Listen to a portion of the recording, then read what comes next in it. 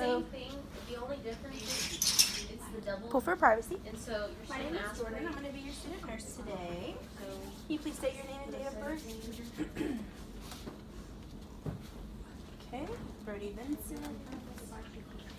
And it matches. Perfect. Do you have any allergies? And are you in any pain today? Okay. Well, we're going to try to help you out.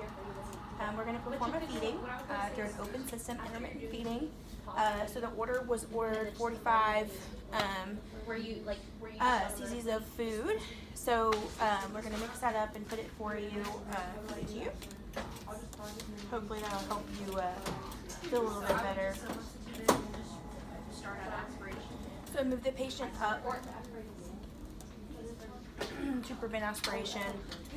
I would do a focus abdominal assessment just to make sure that there's no irregularities that are not due to this issue. So I would listen in all 4 quadrants of the abdomen for a full minute just to get accurate vowel sounds. So then I'm going to attach a pulse oximeter to the patient's finger, and he's going to wear that throughout the procedure just to make sure, since we're going in through the airway, we don't want to occlude anything. And so if that were to drop, causing hypoxia, we would stop. Just say that you would also irrigate with 10 ml. So now go into whatever secretion that there might be. put this on the patient just to catch anything. Yeah, once you've done that, you've done the flush. I'm going to put this in Mrs. Basin by the patient in case they need to cough or throw up or spit or anything. We can, it's easily accessible. I've got my 4 pieces of tape right here. I'm going to do 1 for the nose, 1 for the bridge, and then 2 to attach the feeding tube onto the patient. Okay. Got my syringe. Okay, and I'm using a Levin feeding tube. Just a smaller type 12F 50-inch feeding tube. A smaller tube for feeding is what you have to do. You don't want to feed over, do it on the patient. You give it to them too fast. That's really not that hard. So, got my feeding tube. It's just a lot. It's very wordy. I'm going to measure to see how far to go into the stomach. Your nose to the ear. And I didn't mean to do that, but it's just like these were and then ear to the xiphoid process. Okay, I'm going to tape that to mark it off. So I'm going to tape it to mark it.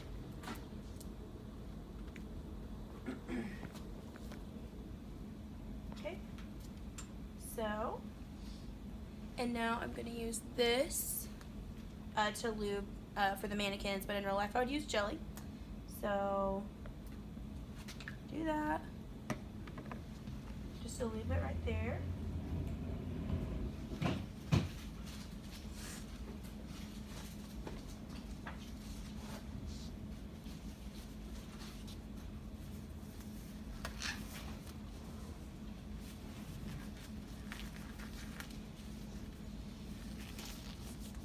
Okay.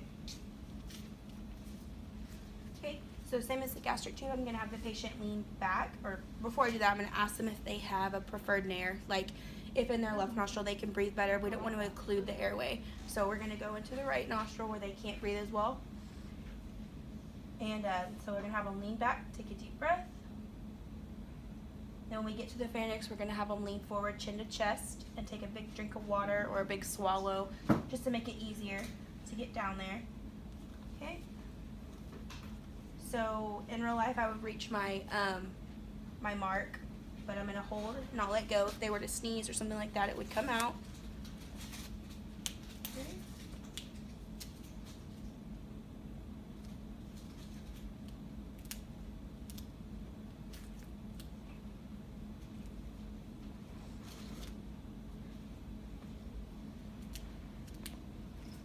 I'm going to tape it. And I don't want to occlude the airway. Don't want to occlude the nostril. I'm gonna bridge it. And then, okay, so now that it's taped down, I can let go of it. Okay, and I'm going to, once again, I'm going to make sure I'm in the stomach. So I want to aspirate just a very small amount of gastric contents and then put it on the pH strip. So we're at a 5, which is good. We're in the stomach. Okay. So now I'm going to check residual. So we're going to pull out all gastric contents out of the stomach. If it were over 200, then we would stop the procedure and call the healthcare provider. Just let them know that you don't need to feed someone that has that much residual. So we've got about 50 of residual, and okay, and then per hospital facility policy, then you would return it. So I'm going to return all of it back in to the stomach. Okay, I'm going to clamp the tubing, and then I'm going to irrigate it with 30 to 60 milliliters of just sterile saline. Okay, so we just want to make sure that residual gets all the way back in. Okay, I'm going to undo it, and I'm going to just irrigate it, make sure the tube is clean. Okay.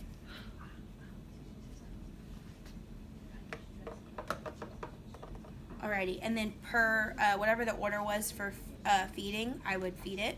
So I'm going to use this is an intermittent feeding by Gravity, so I'm going to take out my pump, and then we could just say this is the feeding, and it would already be measured out. So I would just go like this, attach it to the pump, and then I'm going to slowly administer feeding and let it flow by gravity. So it's going to go through into the stomach on its own. We're not going to force it in. Okay, and then when feeding gets to about 10 milliliters left, then I'm going to irrigate it again, 30 to 60. So my irrigation might be like this, so I can let gravity take the irrigation in there as well. That way there's no pressure. So it's been irrigated, so I'm going to clamp the tubing, take this out. Okay, and I want to make sure before I remove the tube that I've documented how long this is, and then how long it's in here, which we have marked. So since we're done, the procedure can be kind of painful, so we want to tell the patient just take a deep breath and just kind of bear down, and you want to get like that even pull, like not too fast, not too slow. So just take a deep breath, and just roll it up in your gloves like this, and then we're gonna do hand hygiene, and just take this off, and we're going to get the patient comfortable. We're going to leave them in high Fowler's position for up to 1 hour just to prevent aspiration since they've just received a feeding. And then I'm going to check this pulse ox that I have on him just to make sure that his pulse ox is still good. And then I'm going to take that off. And then, so keep them in high Fowler's position. I could do another focus abdominal assessment just to make sure like bowel sounds didn't go from hypoactive to like hyperactive. We don't want anything like too crazy in there. So I'm going to lower him down, but I'm going to keep him in high Fowler's. And then his call light's right here. So you just let me know if you need anything, okay?